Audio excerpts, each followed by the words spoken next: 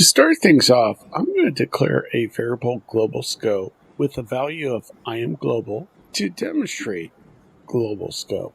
And what is meant by global scope? Well, any variable declared in the document that is not inside of a function is in the global scope. And any variable written within the global scope can be accessed and altered from anywhere within the document. Now I'm going to write a function, and this function is going to be called logscope, and it's going to console log the global scope. And I want to call this function a couple lines below. Now I hit the run key, and we can see on the right side console it says I am global.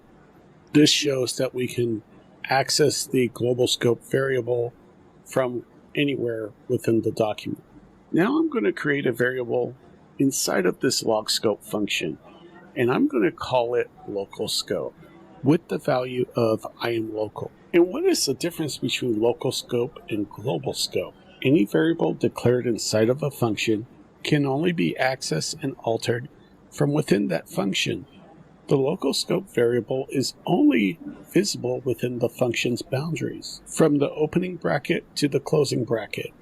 Outside of these brackets, the reference does not exist.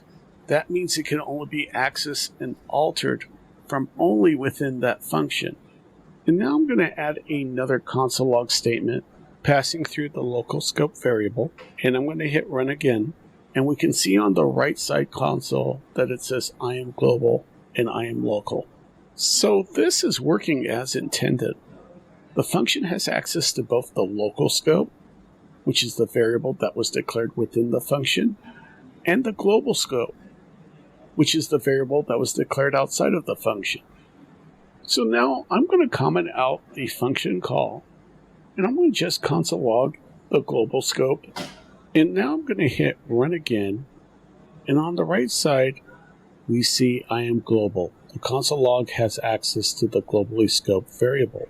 Now I'm going to add another console log statement, console logging the local scope. When I hit run again, now it's a little different. In the console to the right, we see the I am global, but now we also have an error. Reference error, local scope is not defined. This is working as intended. We can access the global scope variable via console log because it is in the global scope. The local scope variable only exists within the boundaries of the function. So when we attempt to console log it outside of the function, there is no reference to that local scope variable. It's invisible to the rest of the document. Now, one other item to cover. What would you think would happen if we also declared the global scope variable within the logscope function? To begin, I'm going to comment out these console log statements below. And now I'm going to go ahead and declare the global scope variable with a value of I am local to inside of my function. And now I'm going to uncomment my logscope function and go ahead and hit run. And on the right, it shows the console log inside of the function is completely ignoring the global scope variable that's declared on the outside of the function. When you have two variables of the same name, one within the local scope versus one that's within the global scope, the local scope will always take precedence, which is why it is always preferable to use unique variable names when working with both global and local scope to prevent these situations from occurring. Thanks for watching, and happy coding.